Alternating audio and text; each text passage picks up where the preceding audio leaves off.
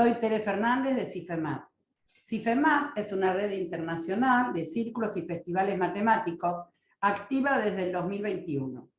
Nuestra misión es organizar, promover, difundir y desarrollar círculos y festivales matemáticos alrededor del mundo. El año pasado realizamos un crucero matemático en forma online. Y este año vamos a celebrar nuestro primer año de vida con el segundo crucero matemático, en el que además deseamos hacer un homenaje a la persona y el legado de Ubiratan D'Ambrosio. Por eso estoy reunida acá con mi colega y amiga Silvia, a la que le voy a pedir que se presente, por favor. ¿Qué tal, Teresa? Mi nombre es Silvia Cristina Tajellán, soy profesora de Matemática y Astronomía, egresada del Instituto Superior del Profesorado Dr. Joaquín B. González, de las cuales las dos somos recibidas en el mismo lugar. Sacamos el sombrero. Exacto. Habría que levantarse, como diría Mirta Legrand. ¿Así? ¿Somos Joaquín? Exacto.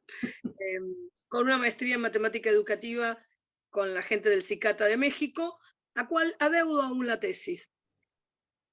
Más o menos es eso, Silvia. Esto de adeudar la tesis es problema de muchos colegas, docentes y no docentes. Eso lo hablábamos con un grupo de profesores hace un tiempo. Hay que animarse y terminarla. Y terminarla, bueno, eso y terminarla. Bueno, acá ahora pregunto yo. Bueno, a ver, ya que vamos a hablar de UBI, ¿qué fechas importantes recordás de tu relación con Ubiratán? Tengo en realidad dos fechas. Una es agosto del 2007, en un panel de debate en Montevideo, en la Escuela de Invierno de la Didáctica que se hizo en Montevideo, Ahí en agosto del 2007. Creo que sí, estuvimos ahí juntas y que yo hice de moderadora. Sí. O sea, como que ahí fue realmente la relación más estrecha y cercana que tuve con él. Pero tengo un recuerdo anterior que me parece, ¿sí? Que estoy segura que es cuando yo lo empecé a ver a él en distintos congresos. Pero ahí como que ya estaba cerca, además estaba la esposa, como que fue una cosa más, en algunas cuestiones un poco más informales. Bien. ¿Algunas frases que recuerdes y que te hayan impactado? Frase no.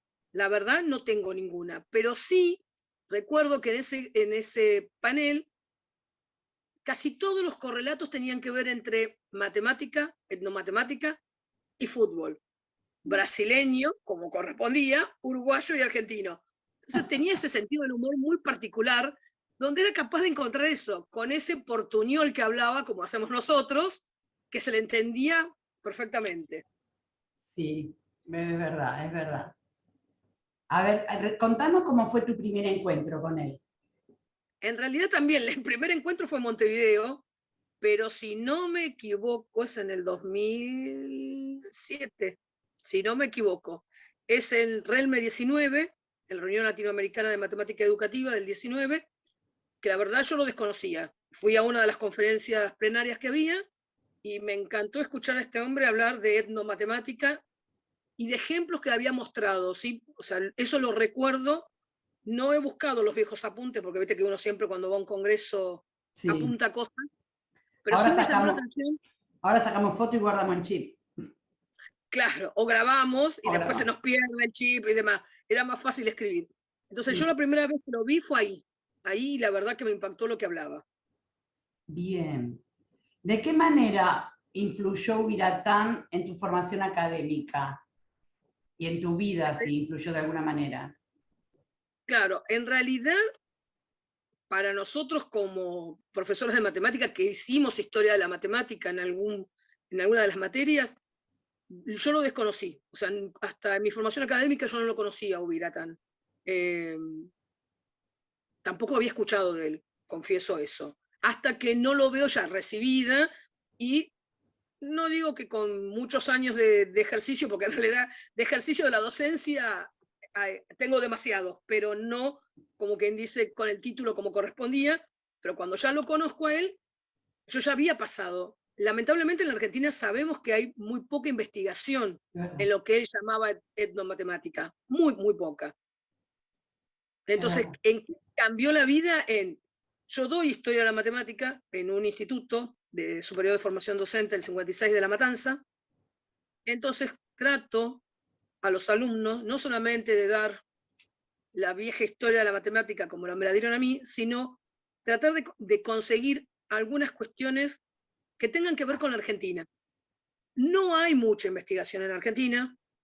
He encontrado de mapuches, pero hechos más por chilenos, y un trabajo de un docente argentino que creo, si no me equivoco, vivía en el sur, tenía hijos acá, y en un congreso, no me acuerdo también si fue en Suarem, que yo lo conocí a este hombre y que me pasó alguna de sus cosas. Pero lo que tenemos, por ejemplo, del norte argentino son exclusivamente cuestiones geométricas. Y a Sí, mí la verdad me interesan algunas otras cuestiones. Algunas cuestiones las he visto en Perú, porque tenemos una misma raíz originalmente, pero está perdida. Entonces, bueno, yo trato de mostrar a los alumnos que aunque no haya una gran investigación, con lo poco que hay, se pueden hacer cosas, se pueden investigar. De geometría es lo que más hay, ¿bien? sí. Entonces, lo que trato es de que los alumnos sepan que se puede hacer, que si tuviéramos, obviamente, algún mecenas que nos haga, que nos pueda mantener durante un año y uno poder hacer la investigación, allá vamos. En este Estamos momento es armando medio una, difícil. y ahora mucho menos todavía. Pero sí mostrarles que hay otra manera, no es otra manera de hacer matemáticas, sino que es una manera por ahí tal vez para nosotros, que nos decimos ser docentes de matemática, más intuitiva, y no por eso deja de ser válida. Obvio, y Entonces, de eso por relacionarla ahí me ha con los cambiado. contextos, ¿no? Exacto. Entonces, a mí creo que en esa parte, que de verdad desconocía, a ver, recuerdo haber ido en algún momento a un museo en Santiago del Estero, lugar que no es de turismo habitual. Entonces nos tocó una chica muy simpática que nos llevó sala por sala a conocer todo lo que había, pero en ese momento yo no estaba haciendo matemática, pero sí tengo las fotos, y cuando empecé a buscar las fotos, porque en algún momento recordaba, había muchas cosas que están en el museo, que también nos comentaba la chica que lamentablemente ellos no podían acceder a más objetos arqueológicos por falta de inversión. Pero bueno, se puede intentar, aunque sea algunas Yo cosas. creo, con la historia que tenemos nosotras dos, con nuestra querida y extrañada Irene Zapico, hacíamos etnomatemática, Sí, porque, sin saberlo. sin saberlo, porque Sí, relacionábamos las cosas de la ciudad o de las distintas ciudades que íbamos, trabajábamos con eso, con las actividades de cada uno. Entonces, sin saberlo, lo hacíamos. Así que, bueno, exacto. estoy feliz de eso. Fue una impronta en mi vida que me marcó para siempre. Conocer tu Sí. esposa, Irene. Y hacer montones de cosas, hacer Sí, montones de cosas. sí, Sí. es verdad, eso es verdad. ¿Qué le dirías a Ubiratán si estuviera frente a vos? Yo lo invitaría a que venga a Buenos Aires a contar. Eso creo que sería lo primero que le diría. Desconozco si estuvo en Buenos Aires. Yo creo que no, pero estoy hablando sin, porque como, a ver, ya lo conocí hace unos pocos años, algunas cosas por ahí me las perdí. Eh, Primero le diría que me sacó el sombrero, porque un hombre para mí me pareció humilde, ¿sí? Porque realmente era un gran tipo eh, en cuanto a conocimiento matemático. Él lo explicaba de una manera clara. No había que ser un gran matemático para entender de qué estaba hablando. O sea, lo primero sería felicitarlo nuevamente e invitarlo a la Argentina. Sé ¿Sí? que estoy Porque pensando si te acordás de Vera Espinadel, la grande Vera sí, Espinadel. Yo no sé que si falleció vos, hace unos años. sí, hace unos años, y que la Hace hija poco. hizo un homenaje. Me había invitado a participar, pero bueno, uno va dejando. Mm, Y me parece que estuvo, viste esas reuniones que hacían en la Facultad de Arquitectura y demás, me parece tener un puede ser. vago recuerdo. No quiero mentir, Puede no le ser. vamos a mentir a nuestros amigos que No, nos están no, yo escuchando. lamentablemente si estuvo en la Argentina, yo lo desconozco, pero sí lo invitaría.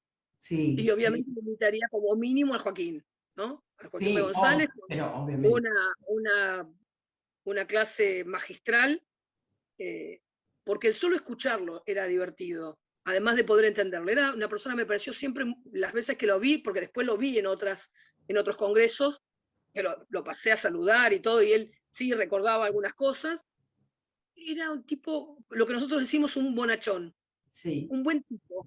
bien. Esa es la primera de las cosas que a uno le llama la atención. Silvia, ya que querés explicarle a nuestros oyentes, nuestros espectadores, porque no son todos de Argentina, ¿qué es el Joaquín? Pues nosotros hablamos de Joaquín, Joaquín. Claro, para nosotros, al menos en la Argentina, creo que sigue siendo el mejor profesorado El que tenemos, uno. porque para nosotros la carrera docente es terciaria. eh, nosotras no somos licenciadas en matemática, egresadas de la UBA, somos profesores de matemática. Ha cambiado a lo largo de los años, profesorado de matemática y astronomía, profesorado de matemática y cosmología, profesorado de matemática solo, como es ahora, pero es el profesorado número uno, el más importante, pese a que hay otros profesorados, es el que tiene una muy buena formación, pese a todos los vaivenes que han sucedido a lo largo de la carrera docente, se trata de mantener aún el nombre y los conocimientos, ¿sí? No es solo una chapita, sino que realmente es, vení a estudiar matemática. Y es un orgullo para nosotras, egresadas de él, hablar de él. Por eso este pequeño Windows que hicimos para aclararles. Ahora seguimos con Ubi, ¿de Sí, acuerdo? Dale, dale. bien. ¿Qué entendés por etnomatemática, Silvi? Es la matemática que hicieron o que hacen hoy algunos grupos y que me parece que lo más importante es que lo realizan este conocimiento matemático en un contexto determinado, en una sociedad determinada, culturalmente, y que lo primero que tenemos que hacer es respetarlo, ¿bien? Escucharlos, observarlos. Ahí está, esa es una de las cosas que decía mucho Ubiratán, que había que observar y poder transmitir a los alumnos ese conocimiento, mostrarles cómo se hacía la matemática. No siempre es tan fácil encontrar un paralelismo entre una y la otra, pero lo principal para mí de esta cuestión de la etnomatemática es buscar en esas raíces y respetarlas y tratar de que se sigan explicando y que lo sigan entendiendo y que los chicos o alumnos o profesores, que van a ser o futuros profesores, puedan seguir reproduciendo ese conocimiento. De vuelta, no, seguramente no es formal como uno esperaría, pero sí normalmente es un trabajo concreto que se puede entender. Eso es lo que para mí significa la etnomatemática. Bien. Ahora te voy a hacer una pregunta que creo que está como medio contestada con lo que dijiste, y es saber qué importancia tendría o tiene para un docente de matemática conocer acerca de la etnomatemática. Tenemos que saber dónde están las raíces y no perderlas, ¿sí? Eso es en todos los sentidos. Sí, Y en la matemática me parece que es como mucho más importante. Mostrarles, bueno, yo dije que trabajo como profesora de matemática, de historia de la matemática en un profesorado, es mostrarles que hay maneras de hacer matemática y que muchas veces, lamentablemente en la Argentina eso yo por eso no lo vi, pero sí lo he visto en otros lugares tipo México o Guatemala, donde muchas comunidades, ¿sí?, originarias van a estudiar a la universidad, aprenden matemática formal y vuelven a y además muestran ellos cómo hacían, no sé, desde el por qué medían pasitos para poner el cultivo, ¿sí? Los pasitos tenían una cantidad de pasos determinados y la explicación de por qué, porque eso tiene que ver en realidad, por ejemplo, con cómo crece una planta o un árbol y que no se lastimen con otros y que tengan los mayores frutos. Después podés modelizarlo, ¿sí? Y ponerle una fórmula, pero interesa saber eso, que no se pierda, porque no, por hacer un poco más de matemática formal, no tenemos que perder esas raíces, pero no siempre se puede lograr el convertirlo, ¿sí?, en algo formal. Es aceptar ambas, ¿sí? Hay casi todo el conocimiento tiene que ver con eso. Obviamente que la investigación creo que es el sueño de muchos docentes de matemática. A veces las investigaciones por ahí son solo del trabajo áulico diario, esto de ver que siempre los chicos tienen tal o cual dificultad y que a lo mejor esa dificultad es realmente histórica, sí. eh, que siempre ha pasado y que por ahí, bueno, uno puede hacer esos pequeños análisis. Si uno tiene la ventaja de trabajar en alguna escuela con ruralidad, como decimos en Argentina, que en mi caso yo trabajo con una escuela y donde tengo comunidades diferentes de origen o paraguayo o boliviano y ahora también peruano ya hace unos años, uno los ve trabajar de manera diferente, los ve que suman de manera diferente. Lo que pasa es que el chico tampoco lo puedes usar de conejito de India para ver y poder investigar, pero sí te empieza a llamar la atención que año tras año ves ese tipo de cuestiones. Entonces, esa pequeña investigación, aunque no tengamos patrocinadores o una beca, creo que es interesante y es fácil de mostrarle a los alumnos que se puede hacer. Excelente, como todo lo tuyo, Silvi. La última, y ya agradeciéndote por haberte prestado, donarnos tu tiempo, sabemos que trabajas mucho. ¿Crees que hay alguna influencia particular, específica de Ubiratán en nuestra currícula nacional o en las carreras de matemática y formación docente? En general no, lamentablemente en la Argentina no, eso no sucede. Un comentario, en los profesorados, en la currícula, estaba Historia de la Matemática en tercer año del profesorado. Habiendo pasado por análisis 1, análisis 2, álgebra 1, álgebra 2, con un bagaje de matemática. Por ejemplo, en el nuevo plan que tienen en la provincia de Buenos Aires, la movieron a la materia de Historia de la Matemática de tercero a segundo. Entonces te encontrás con la dificultad de que los chicos hay muchas cosas que vos les contás y que no saben de qué estás hablando. Es verdad. Porque no saben de qué estás hablando. ¿Sí? O sea, no puedes hablar de probabilidad y estadística y explicar todas cuestiones que cuando uno estaba en tercero ya era lo primero con que habías arrancado y esto te aparece en la mitad del año para el final.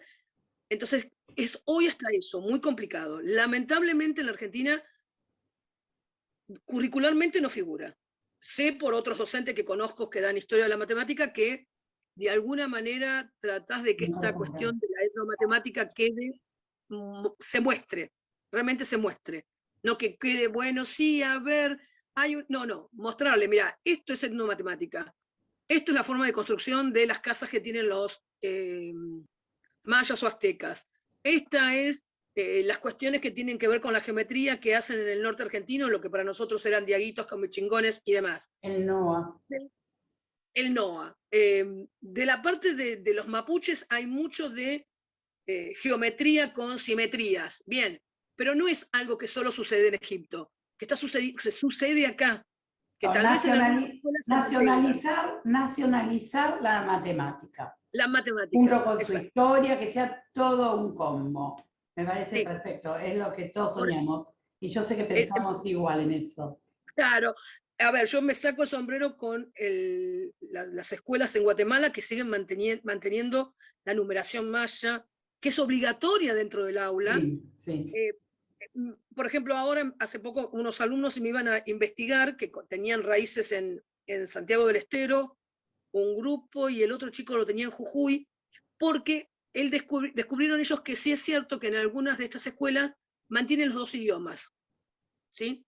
El aymara y el castellano, y entonces a lo mejor empiezan a investigar de otra manera.